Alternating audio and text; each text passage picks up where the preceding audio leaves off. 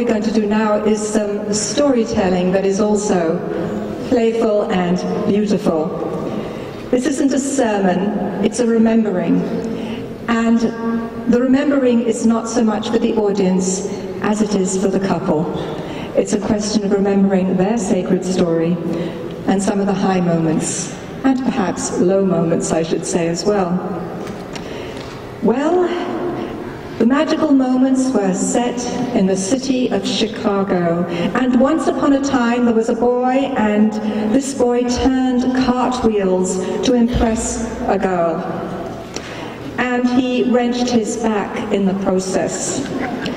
A few days later, he had to pretend to be a cat in a physical comedy, crouching and leaping off chairs, hiding his tears of agony beneath imaginary whiskers. Once upon a time, there was a girl who loved pumpkin patches, apple picking, the arcade.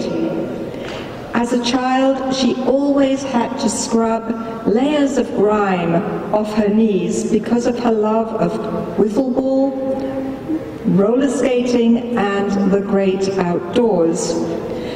She became enamored with a boy who was loud, outgoing, and very silly, and who also had dirty knees. Brought together by OK Cupid, they were smitten on their first date, which happened 200 feet from this venue, at King's Bowling in Rosemont.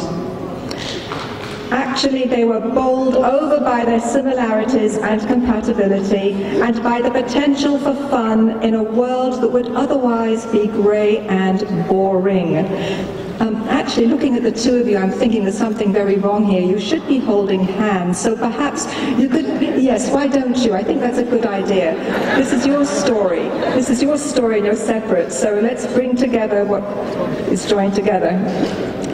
All right. But there were some adjustments to be made. Justin is impulsive and tends to like shopping. And Cheryl, for her part, makes a pro and con list when deciding what to eat for breakfast. He does not like being around her when she hasn't eaten. And she doesn't appreciate him when he hasn't slept. So Justin, how much sleep did you get last night? Okay, all right. Both love cooking together, but have some mishaps at times. On their first year anniversary, for example, Justin was downstairs in the kitchen cooking a surprise dinner that really wasn't a surprise for Cheryl. She was upstairs pretending she didn't know about this dinner, also trying to ignore the smell of burning garlic and the smoke that was beginning to waft heavenwards. Determined not to ruin the meal, she basically stayed put until the frantic cries for help came up the stairs along with the smoke. The smoke alarm went off, and down Cheryl went to the rescue. So much for cooking a surprise meal. We are here today because Justin is terrible about reading signals. The first time he kissed Cheryl, it was an accident, really. It was because she started to put on chapstick, and forget about the chapstick in the news this week, by the way.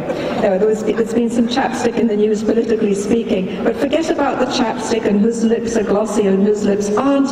What happened was Cheryl was putting on the chapstick because she always puts on chapstick, and Justin thought it was indicating romantic interest. Perhaps it was at an unconscious level, but Cheryl wasn't unduly upset when the kiss came. When Justin decided to propose, it was because Cheryl showed him a wedding proposal that had gone viral. And he again tried his hand at interpretation. He assumed she was hinting that she wanted to get engaged. But it turned out she just thought the video was cute.